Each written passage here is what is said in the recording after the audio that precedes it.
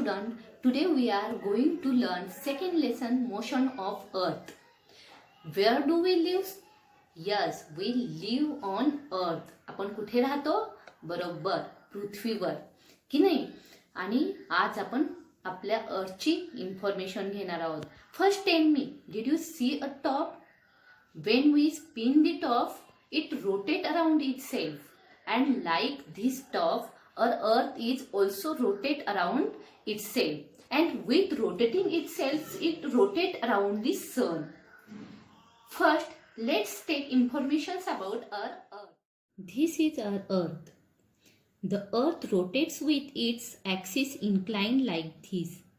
पहा, ही काय आहे? आपली पृथ्वी आहे. And it's rotate around itself. ती काय करते? स्वतःभोवती फिरते. The line NS in the picture shows the earth axis. The line this, इथे तुम्हाला दिसते ना NS लाईन, ही काय आहे? तर अर्थचा ॲक्सिस दाखवते. In passes through the center of earth. ती कुठून जाते? अर्थच्या सेंटरमधून जाते. The upper side of the earth have the north pole. See, it is a north pole. इथे काय आहे? नॉर्थ पोल, म्हणजे आपण त्याला उत्तर ध्रुव म्हणतो.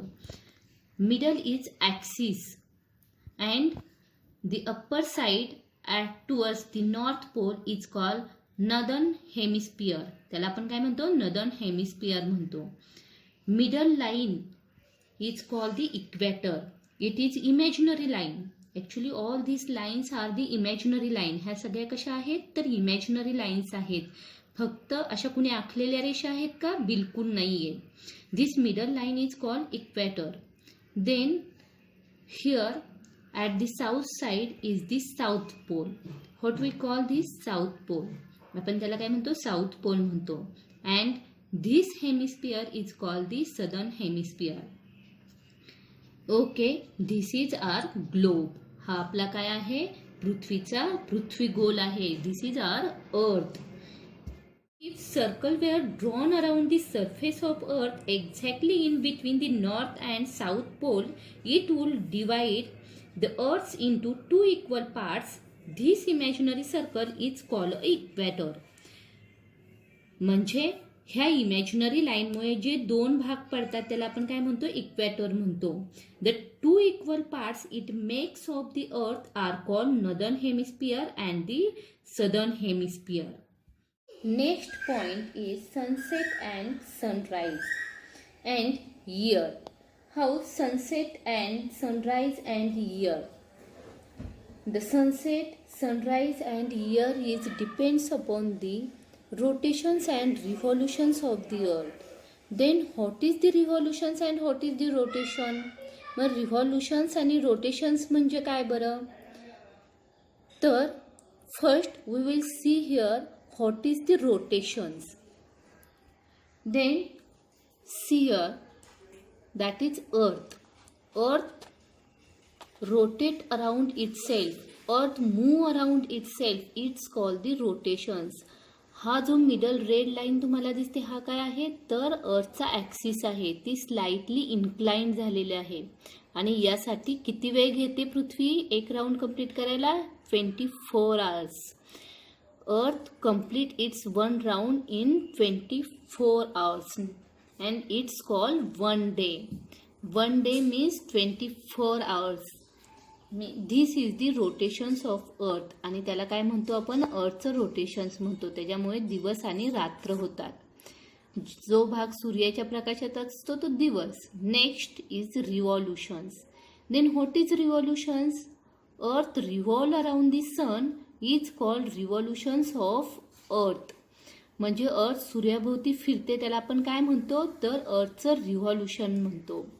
अर्थ स्वतःभोवती फिरता फिरता सूर्याभोवती पण फिरत असते. आणि यासाठी एक फेरी कंप्लीट करायला किती वेळ लागतो? 365 days.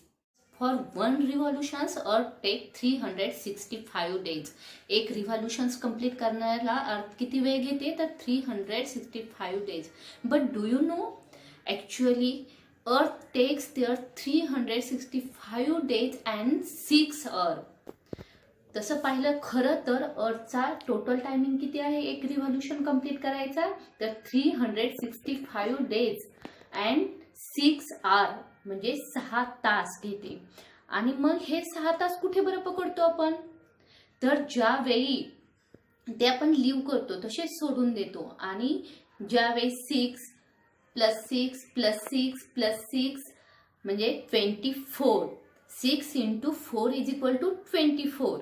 म्हणजे 4 वर्षानंतर ते किती तास होतात, तर 24 आवर्स होतात. आणि त्यावेळी मग आपण काय करतो, फेब्रुवारी महिन्यामध्ये त्या वर्षी फेब्रुवारी महिन्याचे दिवस किती असतात, 29 असतात. आणि इतर वेळी ते किती असतात, 28. Means in leap year it have means days in the February have the 29 and in other years it have the 28 days. मग आपण त्या 29 दिवस ज्या वर्षी येतात त्या वर्षाला आपण काय म्हणतो, तर लीप इयर म्हणतो. Then do you understand what is the leap year? Okay, the next point is phases of moon. Phases of moon म्हणजे काय, तर चंद्रकला. तर अर्थ ही सूर्याभोवती फिरते आणि मून हा अर्थ भोवती फिरतो. The moon revolves around the earth and earth revolves around the sun. However these two orbit intersect. हे एकमेकांना हे ऑर्बिट काय करत असतात, छेदत असतात. Hence the sun, moon and earth are not always along a straight line. ते एका सरळ रेषेमध्ये नेहमी राहतात का, नाही. ज्या वेळेस सनचा प्रकाश हा मूनवर पडतो त्यावेळेस तो प्रकाशमान होतो आणि आपल्याला दिसतो. पण पृथ्वीची शॅडो जर मूनवर पडली तर तो डिसअपिअर होतो. And this is called the new moon day. त्याला आपण अमावस्या म्हणतो. And this is full moon day. ज्यावेळेस पूर्ण चंद्र आपल्याला आकाशामध्ये दिसतो त्याला आपण काय म्हणतो, फुल मून डे असं म्हणतो. Then these are the phases of moon. या काय आहेत, चंद्रकला आहेत. चंद्र हळूहळू मोठा होत गेलेला आपल्याला दिसेल आणि नंतर तो काय होतो, 15 दिवसानंतर पुन्हा लहान लहान लहान होत येतो. The new moon day have the 15 days to the full moon day. New मूनपासून फुल मून डेजपर्यंतचे दिवस किती असतात, 14 ते 15 दिवस असतात. आणि फुल मूनपासून न्यू मूनपर्यंतचे डेज किती असतात, तेही 14 ते 15 असतात. The days from new moon to full moon called waxing moon and the days from full moon to the new moon called the waning moon. With this we finish our lesson.